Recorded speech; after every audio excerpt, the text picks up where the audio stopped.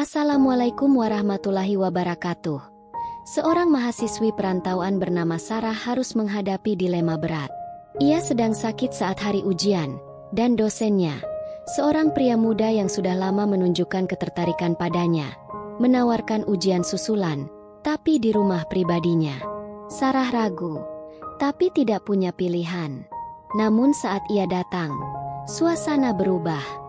Ternyata ujian itu bukan soal di atas kertas, melainkan ujian moral, tekanan, dan niat tersembunyi. Apa yang akan dilakukan Sarah saat dosennya mulai bertindak di luar batas? Akankah ia menyerah demi nilai? Atau mempertahankan harga dirinya dan menanggung resikonya? Penasaran dengan cerita lengkapnya?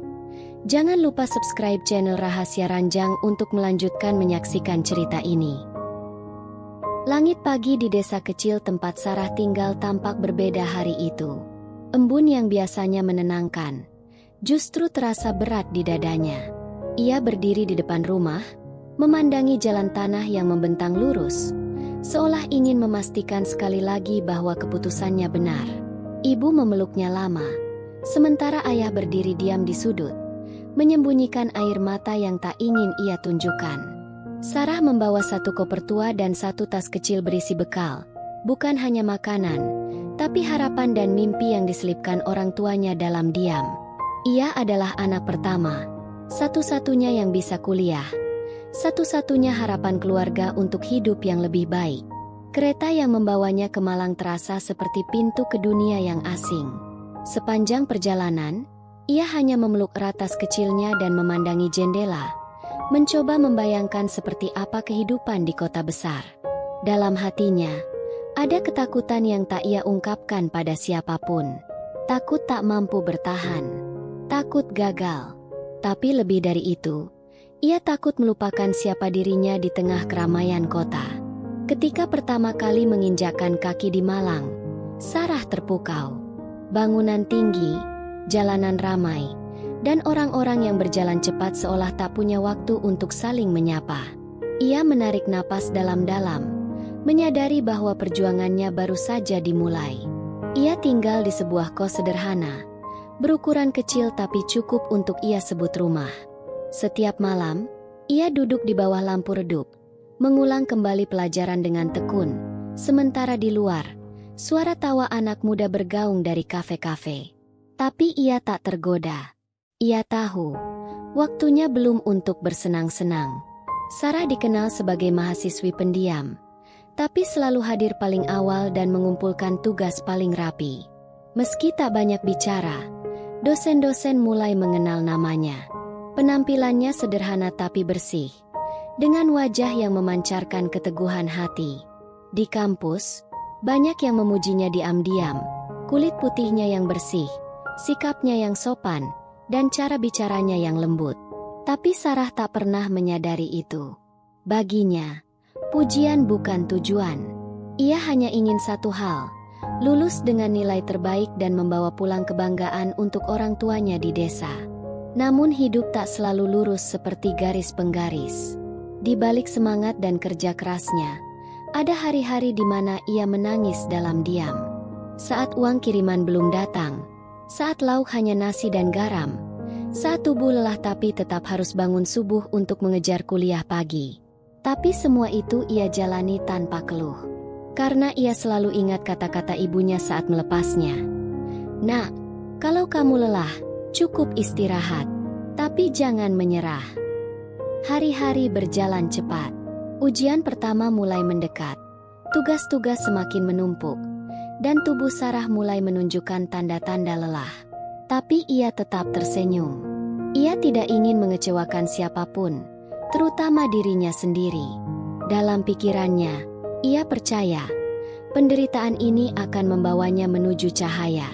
Namun ia tak tahu, bahwa ujian terbesarnya bukan datang dari soal ujian kampus, tapi dari pilihan hidup yang kelak akan mengguncang keyakinannya. Pagi itu, langit Malang tak secerah biasanya. Udara dingin merambat ke sela-sela jendela kos Sarah, membangunkannya dari tidur yang gelisah. Tubuhnya terasa panas, tenggorokan kering, dan kepalanya berat seperti diikat. Ia mencoba bangun, tapi dunia seolah berputar. Padahal hari ini adalah hari ujian tengah semester. Ujian penting yang tak hanya menentukan nilai akhir, tapi juga keberlangsungan beasiswa yang menjadi napas hidupnya di kota ini.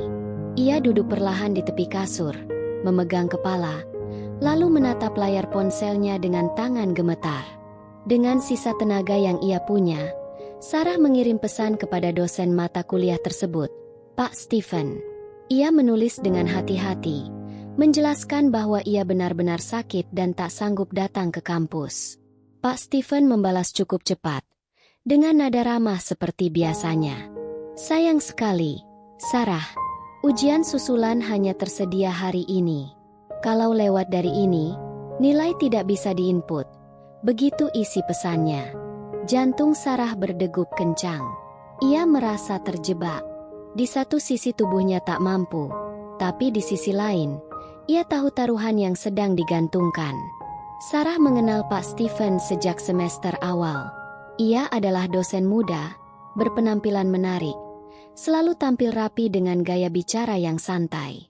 Banyak mahasiswa menyukainya, dan tak sedikit mahasiswi yang terang-terangan mengaguminya. Namun ada satu hal yang tak pernah bisa Sarah abaikan, tatapan Pak Stephen yang seringkali terasa terlalu lama. Beberapa kali ia mendekat saat tak perlu, memberi pujian yang terdengar seperti candaan tapi menyimpan isyarat.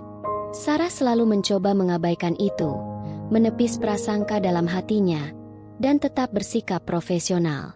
Tapi jauh di dalam hati, ada rasa tidak nyaman yang makin hari makin ia rasakan. Siang itu, Sarah kembali menerima pesan. Kalau kamu tidak bisa ke kampus, ada alternatif lain. Saya izinkan kamu ikut ujian susulan, tapi hanya bisa di tempat saya. Di rumah, hanya kamu dan saya. Sarah terdiam lama. Ia membaca pesan itu berulang kali, berharap ia salah mengartikan. Tapi semakin ia baca, semakin kuat rasa takut yang menjalar. Ia tidak membalas pesan itu saat itu juga. Ia hanya menatap dinding kamarnya dan berusaha menahan air mata. Ini bukan hanya tentang sakit. Ini tentang sesuatu yang jauh lebih rumit dan berbahaya.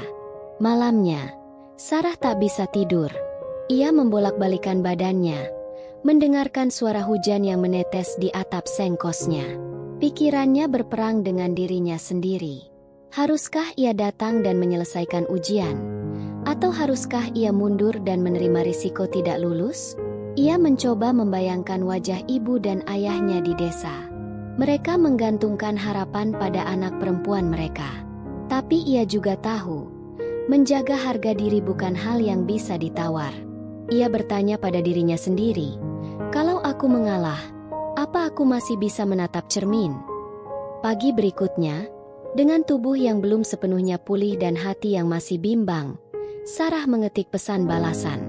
Baik, Pak. Saya akan datang sore ini. Tangannya gemetar saat menekan tombol kirim. Ia merasa seperti melangkah ke medan yang asing dan sunyi. Sebuah keputusan telah dibuat, tapi bukan tanpa luka. Ia tahu, apapun yang akan terjadi nanti, hidupnya tak akan lagi sama. Langit sore tampak suram ketika Sarah bersiap. Angin berembus pelan, namun cukup untuk membuat tubuhnya menggigil, entah karena dingin atau kecemasan yang menyesakkan dada. Ia berdiri lama di depan cermin kecil di kamarnya, menatap wajah yang pucat karena sakit dan lelah karena pikiran. Berkali-kali ia mengatur napas, mencoba menenangkan degup jantung yang tak karuan. Ia bertanya dalam hati, apa aku sedang mengambil keputusan yang salah?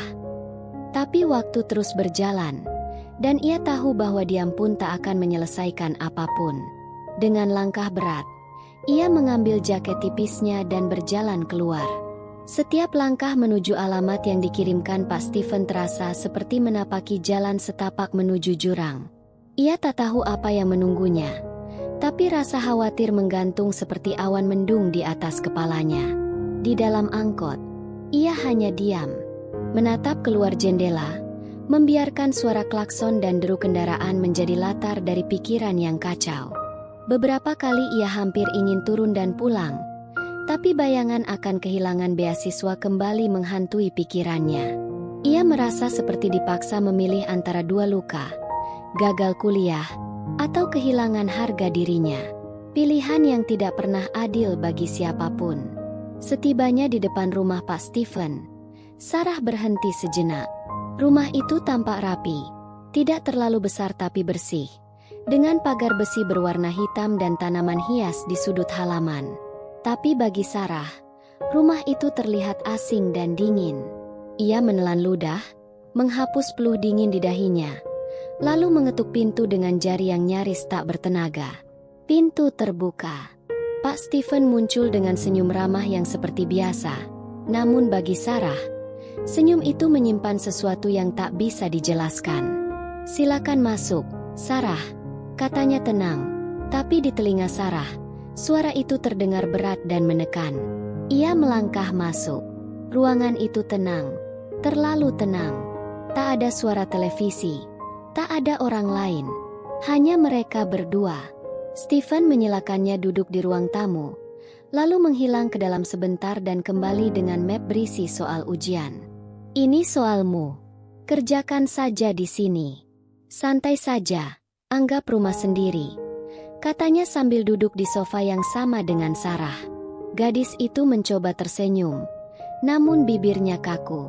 Matanya menatap kertas soal, tapi pikirannya tak mampu fokus. Ia merasa diawasi, diperhatikan, dan didekati.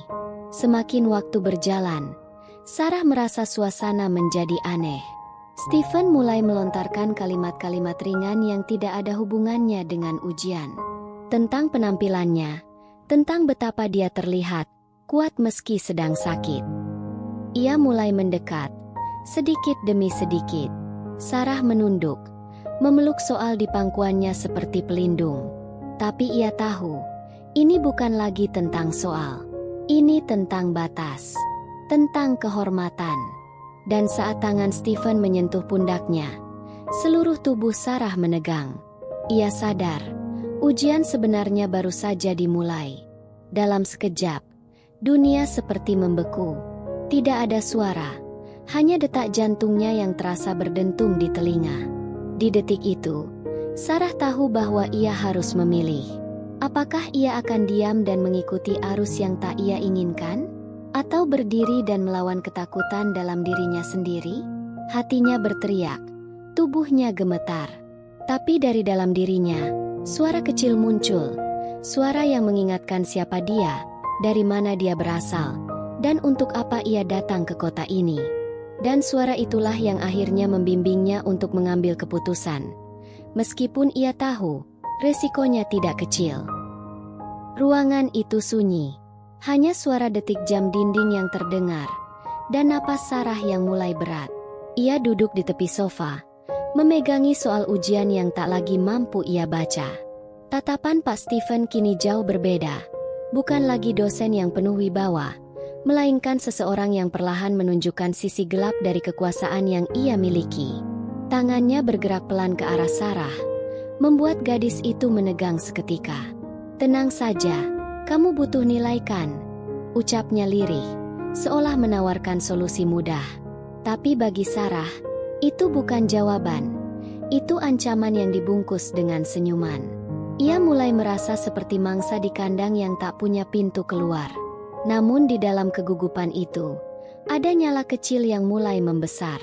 Sarah menggenggam erat map soal di tangannya. Ia menatap Stephen, mata itu kini penuh ketegasan, tak lagi takut seperti sebelumnya. "Saya datang ke sini untuk ujian, bukan untuk hal lain," ucapnya pelan tapi tegas. Stephen terdiam, tampak terkejut dengan keberanian yang mendadak muncul dari mahasiswi pendiam itu. Tapi ia tetap mencoba menekan, dengan nada lembut yang menipu. "Kalau kamu susah diajak kerja sama, saya tidak bisa bantu kamu," katanya, seperti sedang memberikan pilihan, padahal itu ultimatum. Sarah berdiri, tangannya masih gemetar, tapi kakinya tegak. Ia tahu benar risiko yang menantinya jika keluar dari ruangan itu tanpa menyelesaikan ujian. Nilai kosong, kehilangan beasiswa, bahkan kemungkinan dikeluarkan. Tapi ia juga tahu satu hal, harga dirinya tak boleh dibarter. Lebih baik saya gagal daripada harus menjual diri saya demi nilai. Pak, ucapnya, kali ini lebih kuat. Suasana berubah tegang. Stephen tak lagi tersenyum. Matanya tajam, suaranya dingin. Tapi Sarah tak mundur. Ia memilih mengambil tasnya dan berjalan menuju pintu. Saat tangannya menyentuh gagang pintu, Stephen berseru, "Jangan sesali keputusanmu, Sarah. Dunia tidak sebaik yang kamu kira." Sarah berhenti sejenak, lalu menoleh.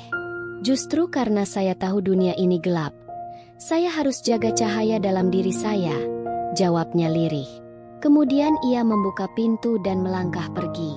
Udara luar menyambutnya seperti pelukan hangat setelah ruang yang penuh tekanan. Langkahnya cepat, walau jantungnya masih berdetak kencang.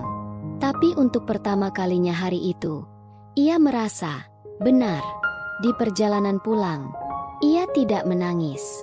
Ia hanya diam, menatap langit malam dari balik jendela angkot yang berdebu. Ada luka, ada kecewa, dan mungkin akan ada konsekuensi. Tapi ia tahu, ia telah melakukan hal yang paling penting dalam hidupnya, memilih jalan yang benar. Sarah sadar bahwa hidup di kota tidak selalu tentang kecerdasan, tapi juga tentang keberanian menjaga batas diri. Ia pulang ke kos dengan tubuh lelah, namun hatinya damai. Di kamar kecil itu, Sarah membuka jendela dan menatap bintang-bintang yang bersinar redup. Ia tahu, jalan ke depan tidak akan mudah. Tapi ia juga percaya bahwa Tuhan dan waktu akan memihak orang-orang yang menjaga kebenaran. Dan malam itu, sebelum tidur, ia tersenyum untuk dirinya sendiri. Karena dalam ujian yang tak tertulis, ia telah lulus dengan nilai terbaik. Hari-hari setelah kejadian itu berjalan lambat. Sarah kembali menjalani rutinitas kuliah dengan hati yang masih penuh tanda tanya. Ia tak berani bercerita kepada siapapun, tak ada teman yang cukup dekat, dan ia terlalu takut pada risiko yang bisa timbul. Namun, di balik sunyi itu, ada perasaan baru yang tumbuh, keteguhan. Ia tidak lagi melihat dirinya sebagai gadis desa yang rapuh. Ia melihat dirinya sebagai seseorang yang sanggup berdiri ketika dunia mencoba menekannya. Walau lelah dan penuh luka, ia tetap melangkah. Isu tentang dirinya perlahan menyebar. Bukan kabar tentang kejadian sebenarnya, melainkan rumor yang diputar balik, bahwa ia menolak ujian, bahwa ia tidak kooperatif. Tapi Sarah hanya diam. Ia memilih untuk tidak membela diri dengan kata-kata, tapi dengan perbuatan. Ia belajar lebih keras, meski tanpa kejelasan nilai dari mata kuliah Stephen. Ia mulai aktif dalam organisasi kampus, bergabung dengan forum mahasiswa perempuan, dan diam-diam menjadi suara yang menyala di tengah kampus yang sunyi. Ia tahu, kebenaran tidak selalu terdengar, tapi akan selalu bertahan. Satu hari, seorang dosen senior yang selama ini memperhatikan ketekunan Sarah, memanggilnya. Tanpa banyak bicara, beliau menyampaikan bahwa ada evaluasi terhadap dosen Stephen dari laporan beberapa mahasiswa lain. Ternyata Sarah bukan satu-satunya yang merasa ditekan. Apa yang ia alami adalah bagian dari pola. Meski tak secara langsung terungkap dari mulutnya, keberaniannya memberi nyala bagi orang lain untuk bersuara. Ia menunduk, menahan air mata. Kali ini bukan karena takut, tapi karena merasa diperjuangkan. Semester pun berganti. Sarah berhasil mempertahankan beasiswanya lewat nilai dari mata kuliah lain dan kerja keras tambahan. Ia masih menyendiri, tapi kali ini bukan karena takut, melainkan karena ia mulai mengenal dirinya lebih dalam. Ia tidak lagi mengukur keberhasilan dari nilai semata, tapi dari keteguhan dirinya bertahan dalam badai. Ia mulai menulis kisahnya dalam bentuk esai yang ia simpan di laptop kecilnya, berharap suatu hari bisa membaginya ke dunia. Bukan untuk balas dendam, tapi untuk menguatkan mereka yang merasa sendirian. Beberapa bulan kemudian, ia menerima kabar bahwa Stephen tidak lagi mengajar. Tidak dijelaskan kenapa, tapi Sarah tahu, keadilan mungkin tidak datang secepat luka, tapi ia datang. Ia berjalan ke kelas pagi itu dengan langkah yang ringan. Cahaya matahari pagi menembus sela-sela pepohonan kampus, menghangatkan wajahnya. Ia menatap langit biru dan tersenyum. Untuk pertama kalinya, ia benar-benar merasa bebas. Karena pada akhirnya, ujian paling berat dalam hidup bukan tentang kertas dan pena, tapi tentang keberanian memilih yang benar meski dunia menggoda sebaliknya. Sarah tahu, cita-citanya masih jauh di depan, tapi langkahnya kini lebih pasti. Sebab ia sudah menemukan cahaya, bukan dari luar, bukan dari siapapun, tapi dari dalam dirinya sendiri.